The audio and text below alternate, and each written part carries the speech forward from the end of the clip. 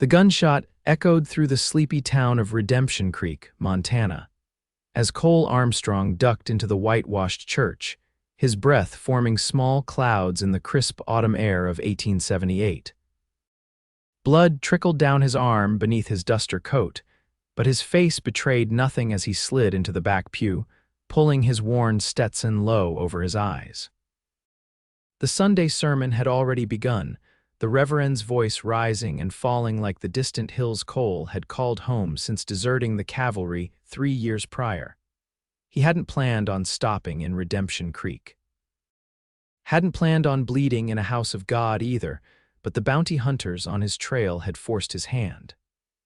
The church offered sanctuary, if only for an hour, while he gathered his thoughts and stemmed the bleeding from the graze wound on his upper arm. The door behind him opened again, letting in a shaft of golden morning light along with a rustle of skirts. Cole kept his eyes fixed forward, praying whoever it was would choose another pew. But the soft scent of lavender drifted toward him as a woman slipped into the space beside him, close enough that he could feel the warmth radiating from her body in the chilly church. "You're bleeding," she whispered, so quietly only he could hear. Cole stiffened. "Mind your business, madam." "I'm a nurse, that makes it my business." Her voice was firm but gentle, like spring water over river stones. For the first time he allowed himself to look at her. Grace Jenkins was not what anyone would call a classical beauty, but there was something in her clear green eyes that made it difficult to look away. Her chestnut hair was pulled back in a practical style, and her dress, though clean and well-made, lacked the frills and furbelows the banker's wife wore in the front pew. "I've seen you before," she continued, eyes forward, pretending to focus on Reverend Miller's sermon about forgiveness. "Riding through town 2 days ago. Then you know I'm not one of your God-fearing townsfolk." Her lips quirked upward. "God sees everyone, Mr. Armstrong, Cole Armstrong." The name slipped out before he could stop it. Stupid, he never gave his real name, Grace Jenkins. She shifted slightly, pulling a handkerchief from her sleeve. "Press this against the wound. When service ends, come to the clinic behind the general store. No questions asked." Cole wanted to refuse, to get back on his horse and ride until Redemption Creek was just another dusty memory. But something in the quiet confidence of her voice made him take the handkerchief. "Why help a stranger?" he asked. She finally turned to look at him directly, those green eyes seemingly peering straight into his soul. "Because that's what decent folk do, Mr. Armstrong." The hymn began, and Grace rose to her feet along with the congregation, leaving Cole to press the delicate cloth against his wound and wonder what kind of woman would help a man who so clearly spelled trouble. The service seemed interminable. Cole felt exposed, despite his hat and the shadowy corner he'd chosen. Every time the church door opened, his hand instinctively moved toward the Colt revolver hidden beneath his coat. But it was only latecomers, a young family with a fussing baby, an elderly man walking with a cane. When the final prayer ended and the congregation began to disperse, Cole remained seated, watching as Grace exchanged pleasantries with several townsfolk. She moved with an easy grace among them, clearly respected if the way people deferred to her was any indication. "Miss Jenkins. Will you be joining us for Sunday dinner?" A plump woman in a purple dress caught Grace's arm. "Not today, Mrs. Peterson. I have some work waiting at the clinic. On the Lord's Day, surely it can wait." Grace's smile remained pleasant, but Cole noticed a firmness enter her posture. "The good Lord understands that healing doesn't observe the Sabbath, Mrs. Peterson." When the church had emptied save for a few lingering parishioners deep in conversation, Grace walked past Cole's pew without acknowledging him. But as she passed, she murmured, "Give me 5 minutes to get things ready." Cole watched her leave, fighting the urge to simply mount his horse and ride out. The sensible thing would be to put as much distance between himself and Redemption Creek as possible. But his arm throbbed painfully, and he knew untreated wounds in this country often meant death. 5 minutes later, Cole slipped out of the church and made his way to the small building behind Thornton's general store. A discreet sign identified it as Redemption Creek Medical Clinic, and the door was unlocked as promised. Inside, the clinic was simple but immaculately clean. Grace had already laid out bandages, a bottle of clear liquid, and various other medical implements on a small table. "Lock the door behind you," she instructed, rolling up her sleeves. She had changed from her church dress into a simpler garment covered by a large white apron. "And take off your coat and shirt." Cole hesitated, hands still on the doorknob. "Mr. Armstrong, I've treated gunshot wounds before." "I assure you this isn't my first. It's the men who gave it to me I'm worried about." Her eyes softened. "The clinic has a back door, and I've pulled the shades." Reluctantly, Cole locked the door and shrugged out of his duster, wincing as the movement pulled at his wound. The shirt beneath was stained with blood sticking to his skin. "Here." Grace handed him a pair of scissors. "Cut it away, less painful that way." As Cole followed her instructions, he studied her movements. She worked with quiet efficiency, pouring hot water from a kettle into a basin, adding something from a brown bottle that smelled of carbolic. "So, Miss Jenkins, how does a woman come to be running a clinic alone in a place like Redemption Creek?" She glanced up from her preparations. "Who says I'm alone, and who says it's my clinic? No ring on your finger, no mention of a doctor, and the way you carry yourself says you're used to giving orders, not taking them." A smile touched her lips. "Observant, the clinic belongs to Dr. Winters. He took me on as a nurse after the war, taught me everything he knows. He's in Helena now at a medical conference, should be back next week." Cole cut away his bloody shirt, revealing a muscled torso crisscrossed with old scars. The fresh wound was an angry red gash across his upper arm, still seeping blood.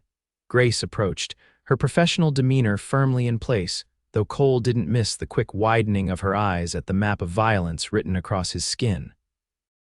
"Sit," she ordered, pointing to a chair beside the table. "This will hurt." "I'm familiar with pain, Miss Jenkins." "Grace," she corrected, dipping a cloth into the basin. "If I'm going to have my hands all over you, Mr. Armstrong, I think we can dispense with formalities." "Cole, then." She nodded, then pressed the carbolic-soaked cloth to his wound without warning. Cole hissed through his teeth but didn't flinch. "The bullet just grazed me, took a chunk of meat, nothing more. Lucky." She cleaned the wound thoroughly, her touch firm but gentle. "These men who shot you, will they come looking?" Cole watched her hands working, surprisingly comfortable with her proximity despite his usual wariness. "Probably. They're bounty hunters, persistent." "And what did you do to earn a bounty, Cole Armstrong?" His eyes met hers. "Nothing I'm proud of." Grace held his gaze for a long moment, then returned to her work. "We all have things we're not proud of, some more than others." She didn't respond to that, focusing instead on applying a salve to his wound before beginning to bandage it. Her fingers were cool against his skin, her movements practiced and sure. "You're good at this," Cole observed. "Had plenty of practice. War leaves no shortage of wounded men." "You served?" "Hospital in Washington, not as glamorous as the battlefield, but just as bloody." She secured the bandage with a neat knot. "There, keep it clean, change the dressing daily." "Thank you, Grace." He reached for his ruined shirt, but she stopped him. "Wait here." She disappeared through a door at the back of the clinic, returning moments later with a man's shirt, faded blue but clean. "It was my brother's, he won't miss it." Cole accepted the offering with surprise. "Your brother won't mind you giving his clothes to strange, wounded men." A shadow crossed her face. "My brother died at Gettysburg. I'm sorry." The words felt inadequate. It was a long time ago. She busied herself cleaning up the medical supplies. "Do you have somewhere safe to stay?" Cole shook his head. "Best I move on. Those bounty hunters won't give up easy." "There's a hunting cabin about 3 miles north of town in the Aspen Grove by Crescent Creek. It belongs to Dr. Winters, but he never uses it this time of year." She hesitated. "You could rest there a few days, let that arm heal." "Why are you helping me?" Cole asked again, genuinely puzzled. "You don't know me." Grace turned away, emptying the basin into a slop bucket. "Maybe I'm a good judge of character, or a poor one." That earned him a laugh, a warm sound that seemed to brighten the austere clinic. "Perhaps, but I think there's more to your story than a bounty, Cole Armstrong." Before he could respond, a commotion erupted on the street outside, men's voices, the sound of horses. Cole moved swiftly to the window, peering through a gap in the curtains. "They're here," he muttered. "3 of them." Grace joined him at the window. Outside, 3 dust-covered men were questioning the blacksmith, who pointed toward the church. "The back door," Grace said decisively.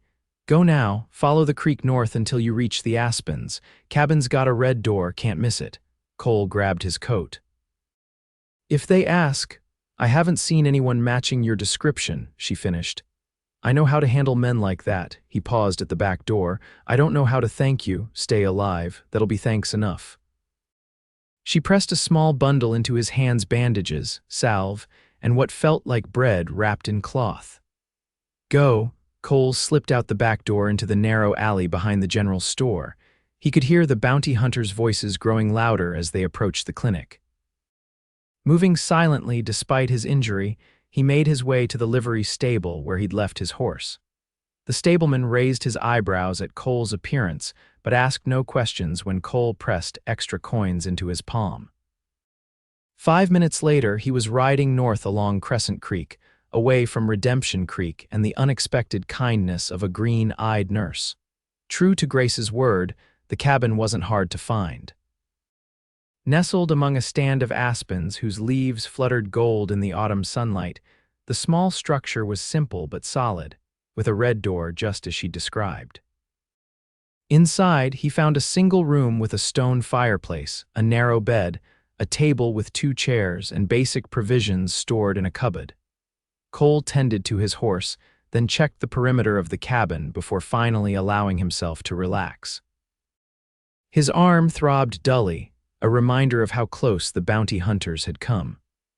They wouldn't give up easily, not with the $500 on his head. As he built a small fire in the fireplace, Cole found himself thinking about Grace Jenkins.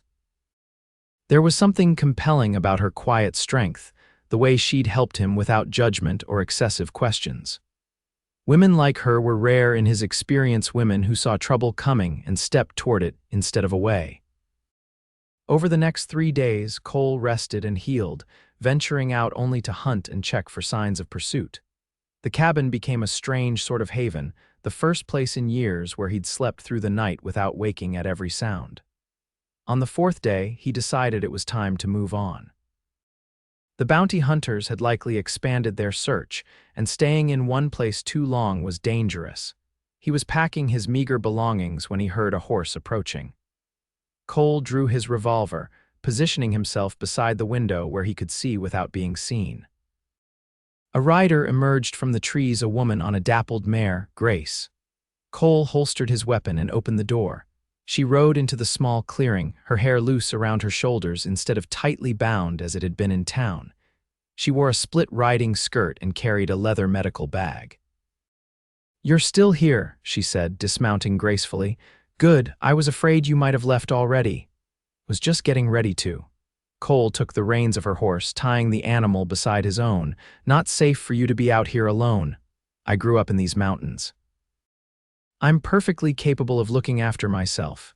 She followed him into the cabin, her eyes taking in the neatly made bed and swept floor. "Your arm, better, thanks to you. Let me check it." Cole sat at the table, rolling up his sleeve to expose the bandage. Grace unwrapped it carefully, examining the healing wound with a professional eye. Healing nicely, no signs of infection. She opened her bag, taking out fresh bandages and salve. "The bounty hunters left town yesterday, heading west from what I heard. They'll be back, perhaps." She reapplied the salve, her fingers gentle on his skin. "Or perhaps they've decided you're not worth the trouble. $500 is a lot of money." Grace's hands stilled. "What did you do, Cole?" He was silent for a long moment, watching her face. In the soft light filtering through the cabin windows, she looked younger, the stern nurse replaced by a woman barely in her 20s. "I killed a man," he finally said. "A lieutenant in my cavalry unit. He ordered us to attack a Cheyenne village. Women, children, elders, no warriors present. I refused. When he tried to force the issue, things got ugly." Grace resumed bandaging his arm, her expression unreadable. "And the village, my actions gave them time to evacuate.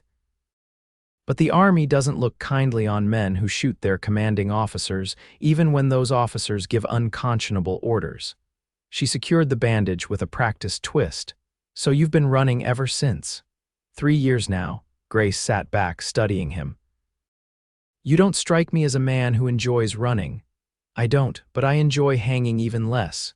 That drew a small smile from her, a reasonable preference. She packed away her medical supplies, movements efficient. I brought food, thought you might be tired of rabbit. From her saddlebag, she produced a cloth-wrapped package that revealed itself to contain cold chicken, biscuits, and apple pie. Cole's stomach rumbled at the sight. This is mighty kind of you, Grace, but I have to ask, why risk coming out here? If those bounty hunters found out you were helping me. She met his gaze steadily. I've been asking myself the same question. They ate together at the small table, sharing the meal as the afternoon light slanted through the windows. Grace told him about growing up in Montana Territory, daughter of a frontier doctor who'd taught her medicine alongside her brother.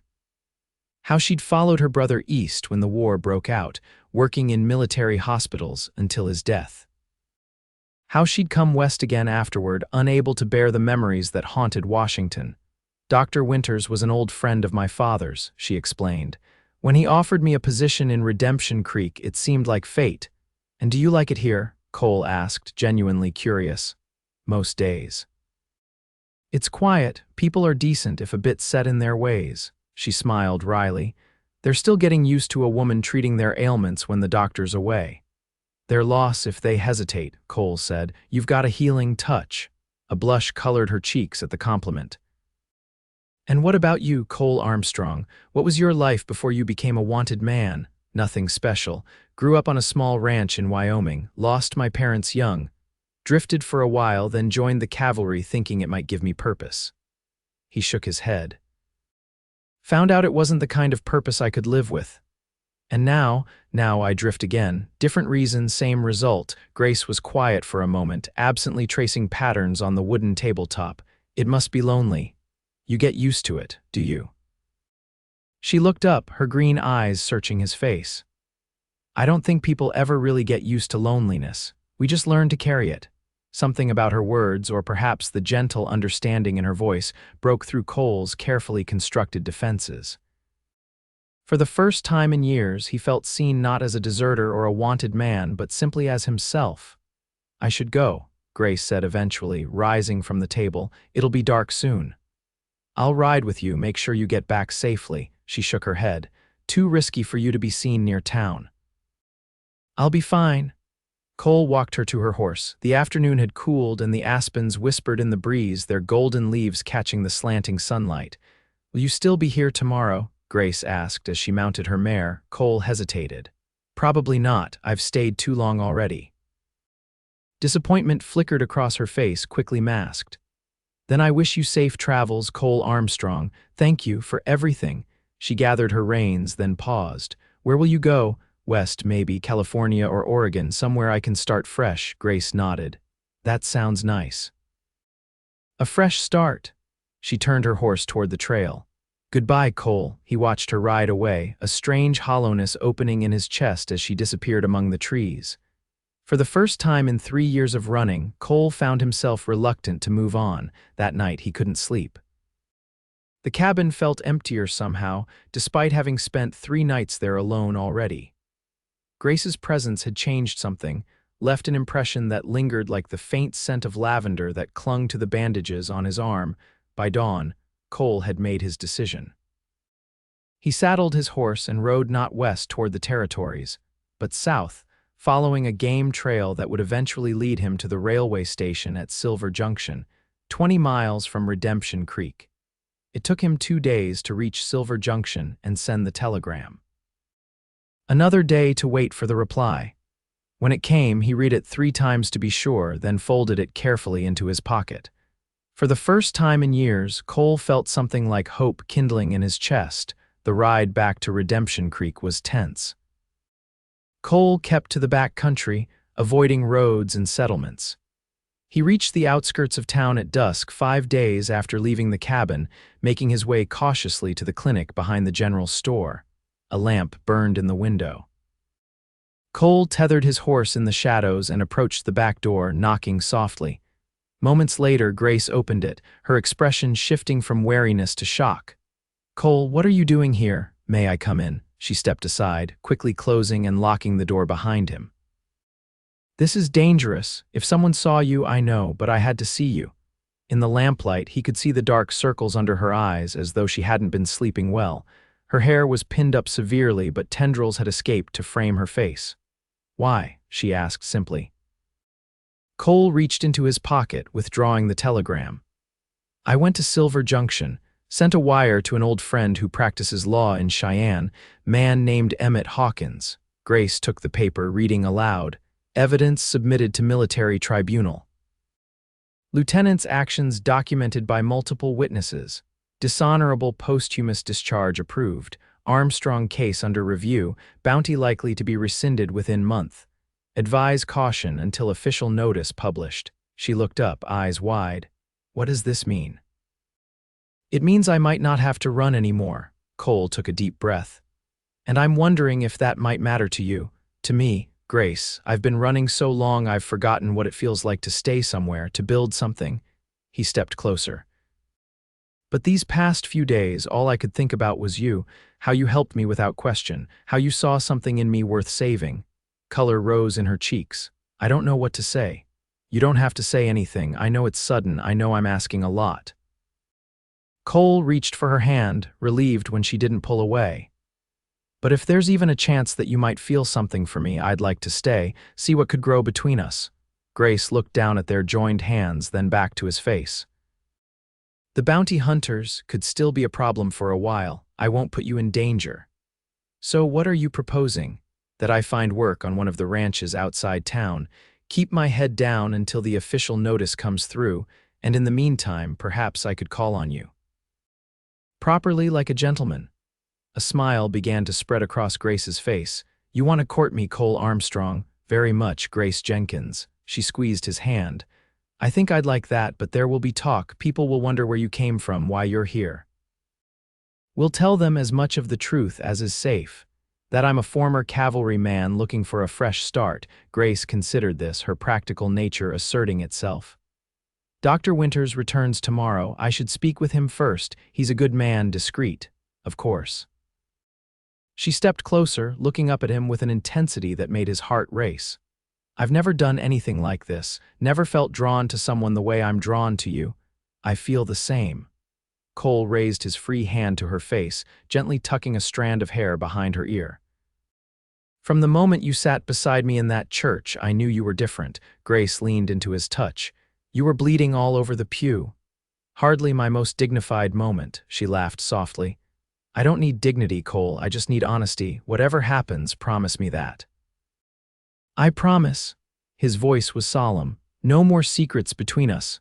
Their first kiss was gentle, hesitant a question asked and answered in the quiet of the clinic. When they parted, Grace's eyes were bright with emotion. Stay at the cabin tonight, she said. Tomorrow, after I've spoken with Dr. Winters, come to town. We'll figure out the rest together. 2 months later, as the first snow dusted Redemption Creek, Cole stood in the same church where he'd first met Grace. This time his hat was removed respectfully, and he stood tall at the altar rather than hiding in the back pew. Beside him, Reverend Miller beamed at the small gathering of townsfolk. Dearly beloved, the Reverend began. Cole turned to watch Grace walk toward him on Dr. Winters' arm, radiant in a simple white dress, her chestnut hair adorned with winter berries and pine. Their eyes met, and the journey that had brought them to this moment seemed to collapse into a single perfect point of connection. The official notice rescinding his bounty had arrived 3 weeks earlier. The military tribunal had reviewed the testimonies of his former unit members, many of whom had come forward after learning Cole might finally receive justice. The lieutenant's actions had been condemned, and while Cole's response was still deemed inappropriate for a soldier, the extraordinary circumstances had led to a full pardon. Grace reached the altar, taking Cole's hands in hers. Her green eyes shone with love and certainty. I told you that first day that God sees everyone, she whispered. I think he meant for us to see each other too. Cole smiled, feeling truly at peace for the first time in years. I'm done running, Grace. From now on, the only direction I'm moving is toward you. As snow fell gently outside the church windows and Reverend Miller continued the ceremony, Cole knew he had finally found what he'd been searching for all along, not just sanctuary, but home, in the heart of the woman who had slipped into the pew beside him when he needed her most.